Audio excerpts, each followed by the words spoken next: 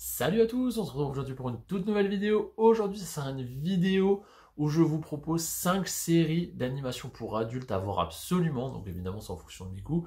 5 séries que j'ai soit découvertes depuis un petit temps, soit que c'est vraiment des nouveautés et qui sont vraiment très très intéressantes pour un public vraiment averti, très averti pour certains. Je vais vous présenter ça tout de suite. Allez, on va voir ce que ça donne. C'est parti.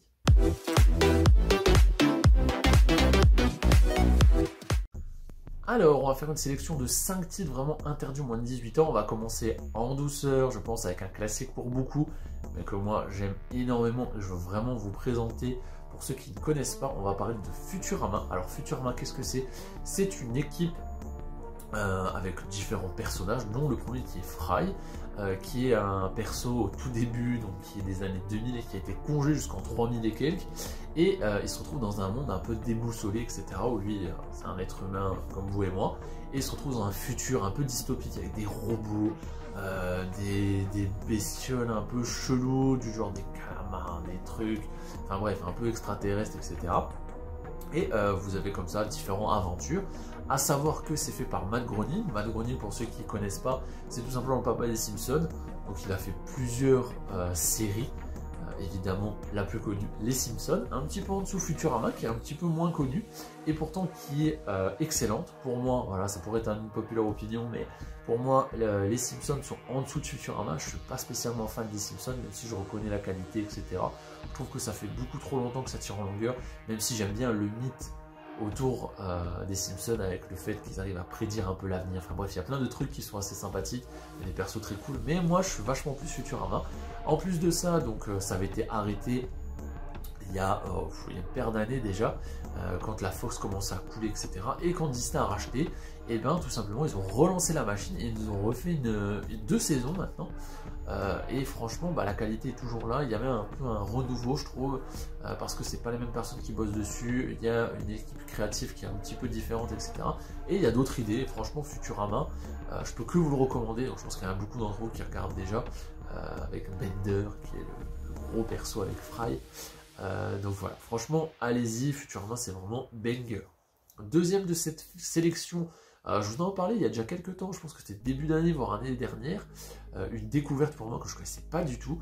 On va parler de Hazbin Hotel, donc c'est dispo sur Prime pour ceux que ça intéresse. Hazbin Hotel, c'est en fait à la base une web série qui a été rachetée par Amazon et ils ont un peu repris l'ordre, etc. Mais ils ont changé beaucoup de choses. Donc vous êtes tout simplement avec la fille de Lucifer, qui est vraiment dans les enfers, etc. Et elle essaie de réhabiliter les âmes qui sont un petit peu perdues pour l'humanité, etc. Et elle va ouvrir un hôtel, Hazbin Hotel, voilà, tout simplement. Et toutes ces âmes vont essayer de se refaire voilà, une deuxième chance avec elle. Alors franchement, c'est très très cool. Donc, vous avez justement cette lutte des pouvoirs entre paradis, enfer, évidemment.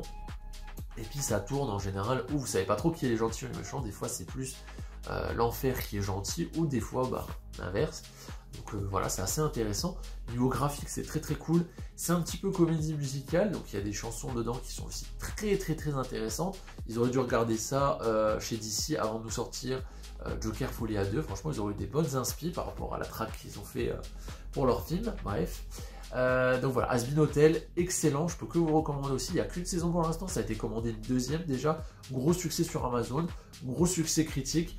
Il y a de la violence, il y a du sexe, il y a dedans une actrice porno qui est un peu androgyne, on ne sait pas trop ce que c'est exactement. Donc voilà, plein de thématiques autour de le pouvoir, l'abus de faiblesse, la possession de mental sur certaines personnes, enfin bref, il y a plein de thématiques très très intéressantes. C'est pour ça que c'est aussi pour un public quand même assez adulte, il y a du sang, etc. Donc, pas le choix, faut avoir plus de 18 ans honnêtement. Ensuite, troisième de cette sélection, grosse découverte pour moi, c'est aussi sur Disney+. Il s'agit de Solar Opposite. Alors, Solar Opposite, c'est une équipe d'aliens, qui sont 4, 2 hommes et 2 enfants en fait, qui se retrouvent à devoir aller sur Terre pour essayer de terraformer la Terre et d'en refaire leur nouveau chez soi, puisque leur planète est morte, tout simplement. Donc ils sont partis en mission pour essayer de recréer leur espèce, tout simplement. Sauf que ils se prennent de passion pour tout ce qu'il y a sur Terre, etc. Les burgers, vous voyez, les séries télé, etc. Donc c'est plein de références à la pop culture de manière générale, mais que ça soit célébrités, jeux vidéo, gastronomie, enfin bref, plein de choses. Et ça fait un gros melting pot, c'est très humoristique, ça fait un peu penser dans l'esprit, on va dire, à du Rick et Morty. Mais je trouve qu'ils vont un peu plus loin, et ils osent aussi un petit peu d'autres délires. C'est un petit peu moins poussé que Rick et Morty, où là ça part vraiment dans tous les sens. Là vraiment il y a une track plus construite, plus linéaire, etc. à base de petites blagues, c'est pas toujours plus. Mais franchement c'est très intéressant. En plus de ça, vous avez des persos secondaires qui sont vraiment très bien. Des fois il y a des épisodes consacrés à un perso secondaire qu'on a perdu il y a au moins 10 épisodes parce qu'il leur arrivait quelque chose, etc. Et à l'intérieur, il y a une mini-intrigue avec le mur. Pour ceux qui l'ont vu, je pense qu'ils savent. Le mur, en fait, c'est les deux gosses de Solar Opposite qui prennent des humains qu'ils aiment pas, etc. Ils les miniaturisent. Moi, je sais Dieu facile à dire.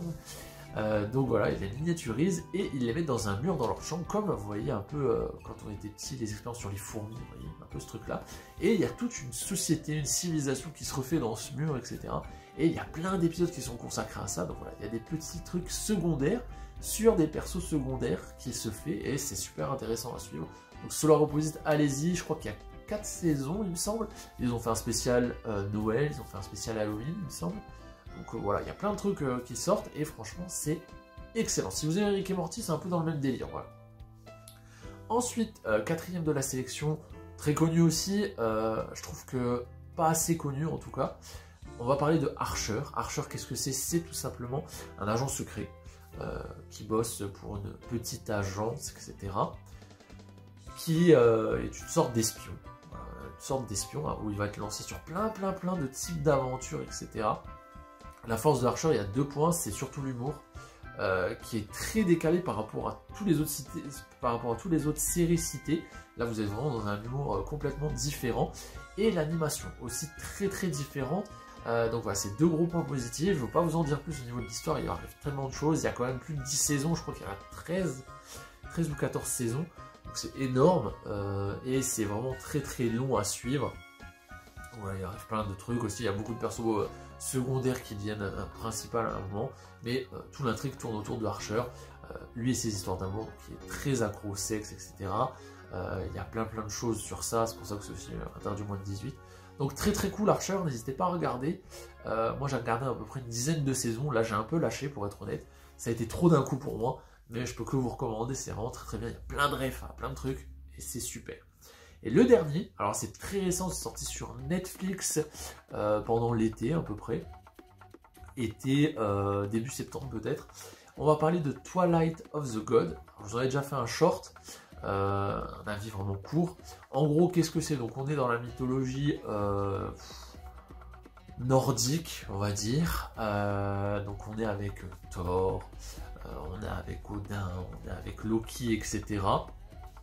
Et on est surtout avec un personnage principal qui est une femme qui va se marier avec un roi qu'elle a trouvé un peu plus voilà, dans d'autres terres, etc. Et en fait, elle est fils moitié de géant, moitié d'humaine. Donc elle a une taille plutôt petite, mais elle a un peu les caractéristiques d'une géante, etc. Et elle va se marier avec cet homme-là, et en voulant le présenter à sa famille, on revient sur ces terres, et là, on a Thor qui va venir tous les défoncer. Donc voilà, il faut les tuer, ça va être des meurtres à gogo, etc. Et elle va se lancer dans une espèce de quête de vengeance contre Thor. Alors ce qui est sympa, c'est que Thor est le méchant, Odin est plutôt méchant aussi, et Loki est aussi, c'est ambigu, vous voyez, un peu méchant, un peu gentil. Donc là, si vous êtes un peu habitué, bah, comme moi, hein, tout simplement à tout ce qui était Marvel de manière générale, au début on se dit, ah ouais d'accord, bon, pourquoi pas. Donc voilà, alors dedans vous avez énormément de scènes très sanglantes avec des grosses guerres, des grosses batailles, etc. Énormément de scènes de cul, mais genre vraiment c'est impressionnant. Il y en a, je sais pas, tous les 10-15 minutes, il y en a peut-être 2-3 par épisode, c'est assez fou. Varié, hein, vraiment il y a de tout, hein, vous allez voir vraiment un peu de tout. Et au niveau de l'animation, c'est aussi très sympa, à savoir que c'est fait quand même par Zack Snyder, gros nom. Ça, franchement, si vous aimez un peu tout ce qu'il a fait, je pense que vous allez apprécier. Si vous avez la Justice League, etc. Je pense que vous pouvez vraiment apprécier ce qu'il a fait.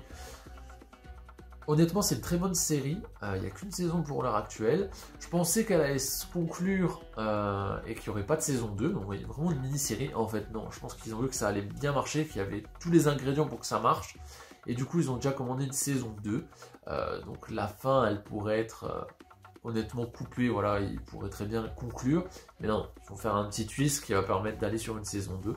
Je suis quand même content parce que c'est une bonne série que j'apprécie. Mais en vrai, une mini-série, ça l'aurait fait tout autant. Donc si vous aimez bien tout ce qui est mythologie, etc., animation gore, avec du sexe, etc., je pense que vous allez vraiment aimer ce Twilight of the Code, et je peux que vous le recommander aussi. C'est sorti il n'y a pas longtemps en plus de ça. Donc voilà ce qui conclut cette sélection de 5 séries pour adultes. Alors, je ne vous ai pas parlé de Rick et Morty par exemple. Bon voilà, je pense que pour ceux qui aiment bien ce genre d'animation pour adultes, ils connaissent Rick et Morty. Pareil, je vous ai parlé de Futurama parce que c'est vraiment dans mon cœur et que voilà, pour ceux qui ne connaissent pas, je veux que vous connaissiez Futurama. Mais voilà, les autres, je pense que c'est un petit peu moins connu. N'hésitez pas à la regarder, n'hésitez pas à me dire dans les commentaires si vous connaissez ou pas, si vous en avez d'autres. C'est vrai que moi, j'en regarde quand même pas mal. Il y en a beaucoup qui ne me marquent pas beaucoup non plus, donc c'est vrai que c'est un peu difficile. Mais ceux-là sortent vraiment du lot pour moi. J'espère que la vidéo vous aura plu, moi je vous dis à la prochaine. Allez, salut!